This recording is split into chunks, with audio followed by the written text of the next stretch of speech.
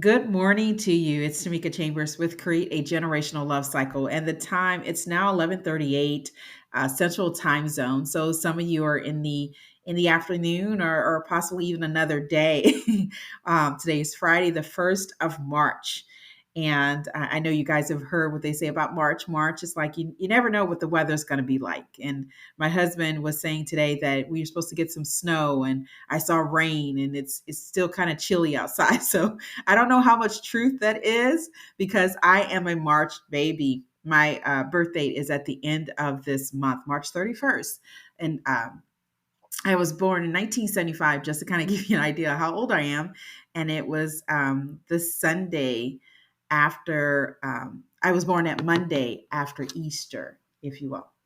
So I have been doing a podcast on create a generational love cycle. That's the name of this podcast. But I've been doing on um, the seeds we plant.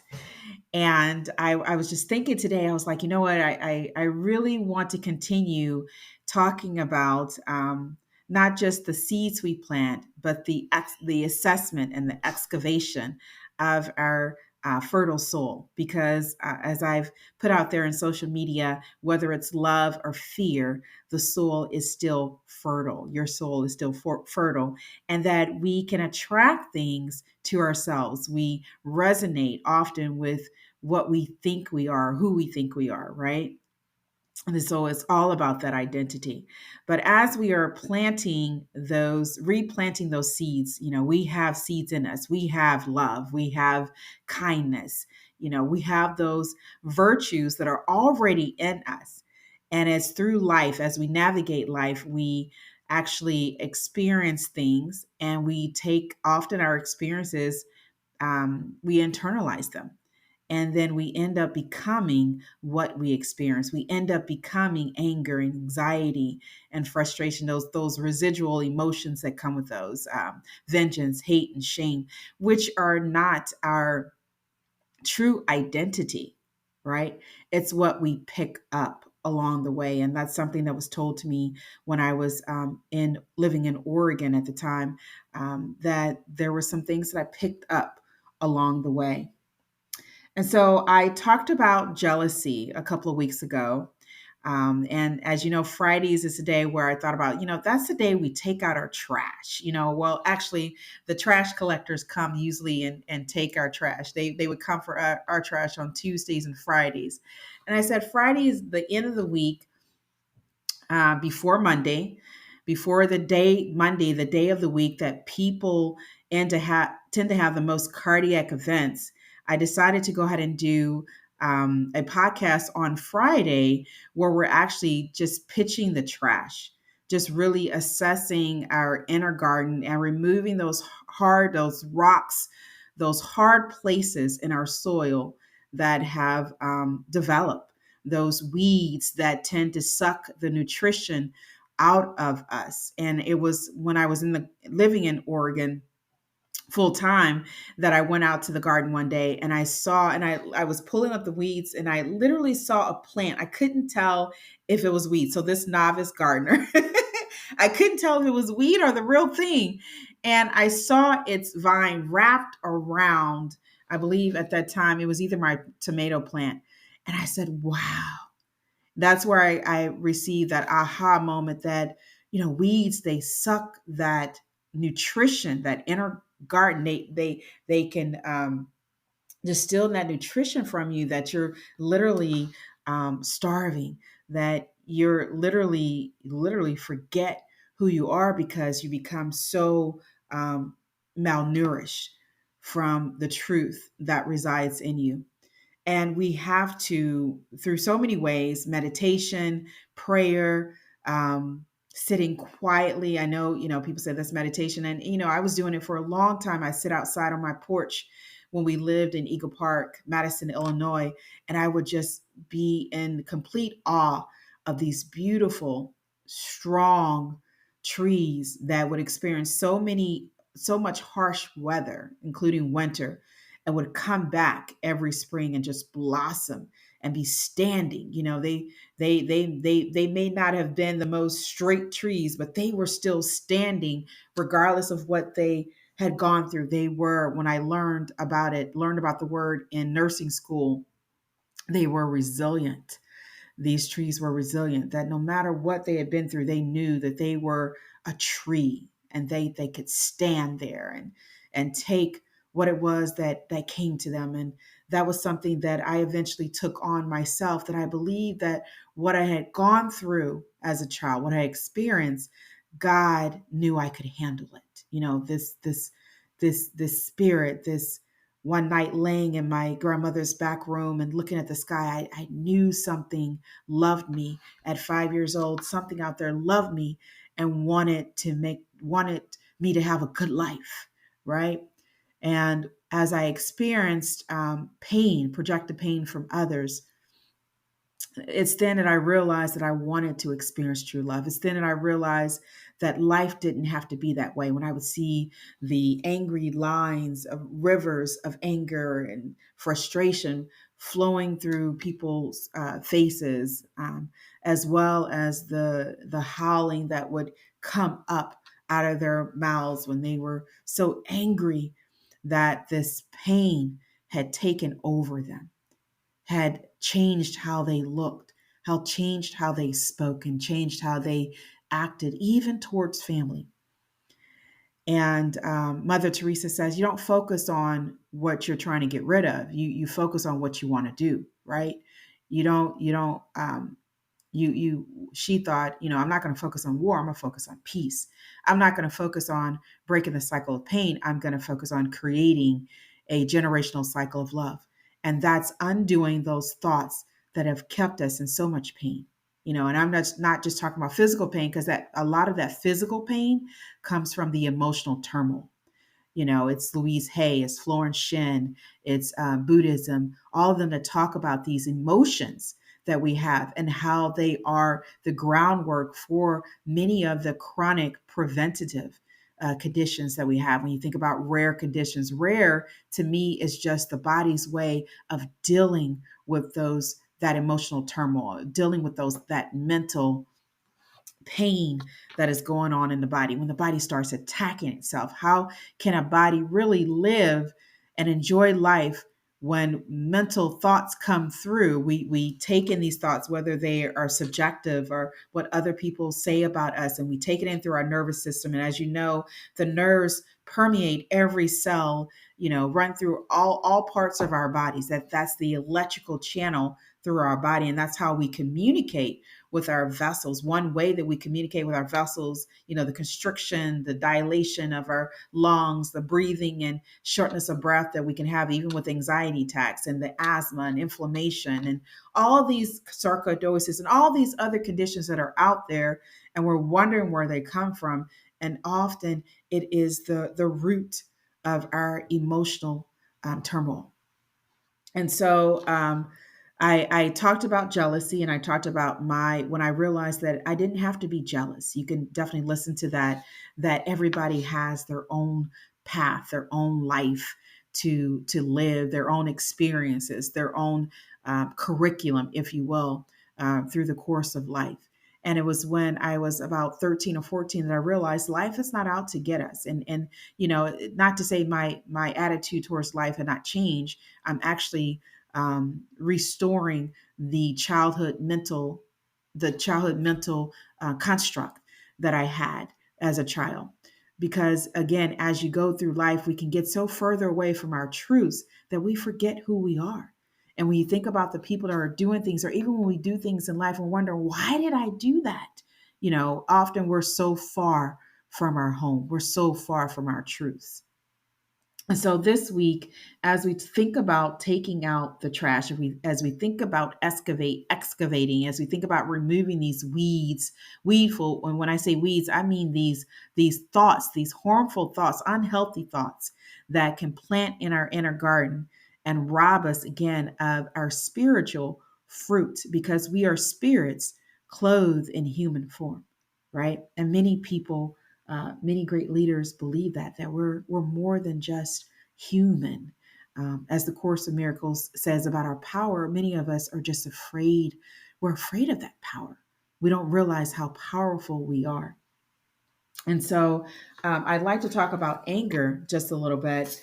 Anger, when I was looking at the definition of anger, we think about that emotion, that strong feeling of, as the Webster Dictionary says, strong feeling of displeasure or and antagonistic feeling, where you have a threatening stance or state that is seen as anger. And anger can develop to rage. And my first introduction to, I believe my first introduction, when I was about 3 or 4, and it was after, and I've shared this before, after I told another family member, my father's niece, that niece or cousin, but it was a family member that I had told that he was abusing my mother.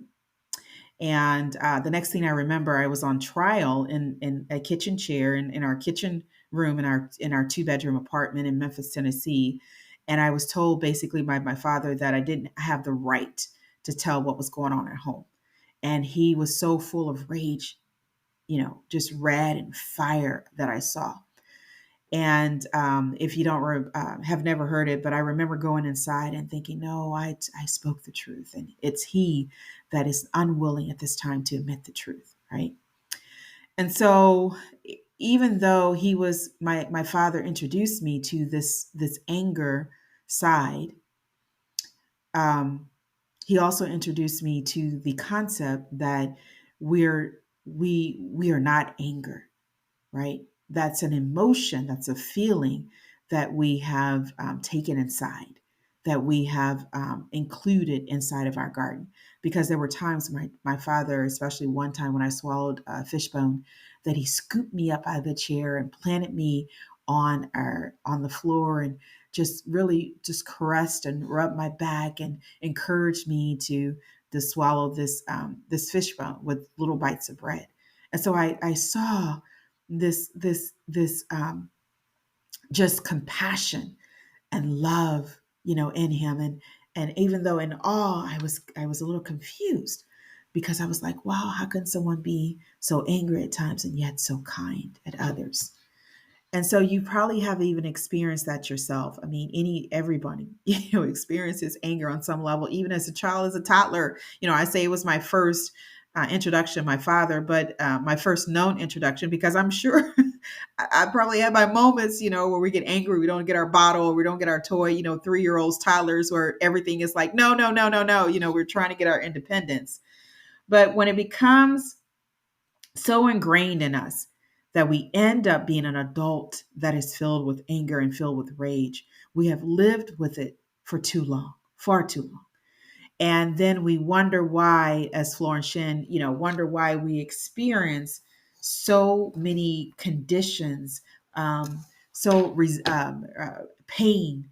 How we have resentment, because anger often leads to rage and resentment, and arthritis is associated with resentment in the world of New Thought, and in a world of holistic medication, holistic health. Louise Hay, she has her book on You Can Heal Your Body or Heal Your Life, and how there are so many conditions that are associated with anger, including pain, frustration, inflammation, um, that we don't realize how in tune our body is with our emotions and our feelings. Um, and we get angry for many things. We get angry for being told what to do, feeling like we have no voice. We get angry for not being able to be ourselves. When you look at the root of it, not really being able to say what we want to say, to do what we want to do, to truly be ourselves, even when we feel like we're not living the purpose, the career, or in the career or job that we want to be in. When we feel like we've been slighted, when we feel like we can't have what we want, often anger is right there to say, hey, take me in, I'm here. And anger, if not controlled, it can lead us to doing things that we regret. You've heard about circumstances where people have killed others or done things to others, and after that emotion passed, they're like, "What did I do? What did I do?" If you've ever watched Miraculous Ladybug and how these butterflies, they attach to people that are angry and full of emotion, and they turn into something else, to if you will, a monster. Even the kindest person. And that's what can happen. It can just really rob us and turn us into something that we are not, all because we want to feel powerful. We want to feel heard. We want people to value us, to feel, to even when you think about revenge, we want people to see us, to see our pain, to see what we're going through. And then we realize, oh my gosh, I went too far. And when anger is not controlled, the Bible even says that, without self-control, we're like a city that basically has no walls, have no walls. Anger can, in the Bible, it talks about rotting the bones. You know, Again, Florence Shand talked about, resentment and arthritis, and, Gandhi talked about, forgetting anger before you fall asleep. And the Buddhists, there's scholars that do believe that anger, in itself, that of course we need to let it go, that it is a negative force that is capable of destroying the good that we've worked so hard to create, all because we we want anger for whatever reason, to feel powerful, to feel heard, etc. I was looking at Florence Shin. She, in her book, I have the complete works of Florence Shin, but The Game of Life, if you haven't read it, so powerful. So many things that I resonate with. But there is an old saying, I tried to look it up to see who quoted that. And it's, the old saying goes, "No man is your enemy, no man is your friend. Every man is your teacher." And that resonates with what I believe, um, that experiences are to bring out the best in us. Experiences are an opportunity to express the love, the understanding that is within us. It's not something that we have to go out and get. We don't have to get compassion. We don't have to go get love. We have it inside of us.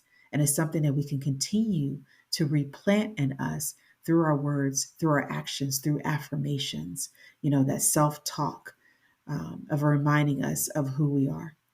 And I think if we see, as I saw myself, when I was in my walking around our front yard when we were living in Eagle Park, and toward around the side of my mother's garden, which was evidently the garden that was my sanctuary, to clarify some things, to really weed out some unhealthy thoughts. And I said, mistakes is such a horrible word. I'm going to change it to life lessons. And eventually that started my student mentality about life. That it's so easy, you guys, to forget. It's so easy to forget who we are. So easy to get angry at people, your spouses, your children, your spouse, your children, your significant others, your friends. So easy to get angry at them and miss the fact that they are our teachers. That is something, if we can get angry at them, then there's something in us that have already caused us to veer off the path of our truth, that no experiences define us, that we are here to express love. The great commission is to love others as we love ourselves, right? And so it didn't say love those who love you. And even Gandhi said, what good is that if you if you're going to love people that love you, right? Jesus said that. What good is that? But love those that call you outside your name, that bully you, that are unfair at times, that express hatred and divisiveness, that we too are supposed to still love them. Because what Jesus said is that, Father, forgive them, for they know not what they do. If people truly were awakened, if we truly are awakened, if we truly know who we are, we see the hearts of individuals, and we know that their pain is not because of us. They are projecting their pain on us, a way to get attention, a way they think often is a way to heal. If I just put my pain on someone else, but it just continues the cycle of pain. And it's with one individual, when we realize what people are due, that we're able to, that pain is able to bounce off of us and back to that person so they can see, oh, I need to deal with that. And it's not being me, but it's standing in your truth and recognizing some and knowing what to say, when to say it, seeking higher intelligence, listening beyond our ears and to our hearts and beyond of what is the right thing to say. Is it nothing? Because even saying nothing will allow the words to kind of just sit there. You're not taking it in, but you're allowing them to kind of freeze in that moment in time and possibly for that person to look at what they did. Now, I'm not saying we always are just going to sit there when people, berate us, because there's a time to go. There's a time to leave. There's a time for everything. And what I'm saying is to seek higher intelligence, to seek the right action in that moment. And we are told that if we ask, and if we seek, and if we knock, we're going to receive, we're going to find, and the door will be open to us. So ask, and you shall receive. Seek, and you shall find. Knock, and the door will be open unto you. Right, Matthew 7:7. And I do believe that. I do believe that our answers often come. We have to be open and receptive to those answers. That is my water, my water alarm to drink water. So I just wanted to talk about anger and, assess that. It's not truly who you are when we get angry. It's something, it is a way for you to observe and to understand there's something in me that I need to remove, that I need to bring out, that could be robbing me of who I really am, right? And so I just want you to take that as thought, and how we can see the people in our lives as our teachers, as an opportunity instead of a challenge, instead of revenge, but as an opportunity. This is Tamika Chambers with Create a Generational Love Cycle. I'll also, too, be starting my newsletter back, relaunching that on navigating life is the title so far, but where I can send you weekly tips as well as monthly inspirations, recipes. I love turning healthy foods and turning my favorite foods into healthy versions of foods and meals. And so just, we tend to forget who we are, and we need those reminders, those seeds that will continue to plant us to say, hey, I see me. I see you. I see us. There's no need for anger. There's no need for divisiveness. There's no need for that. And so there is always another way. There is always another way to get things done. There's always another way to say things. There's always another way to do things. And we just have to search for that right way, right? That we have to be patient, the virtue of patience. You can also too feel. I would love for you to join Fulfill Your Divine Purpose on Facebook, where I put these recordings and I do live recordings, and I will put some of my recipes on there too as well, and pictures of food that I cook. So I look forward to. You can find me on pretty much many of the social media sites. I know they tell you just do one and get comfortable with it, but this is part of my global initiative, a spiritual movement, if you will, to see beyond our experiences and see each other, see ourselves as we truly are. I'll talk to you guys soon.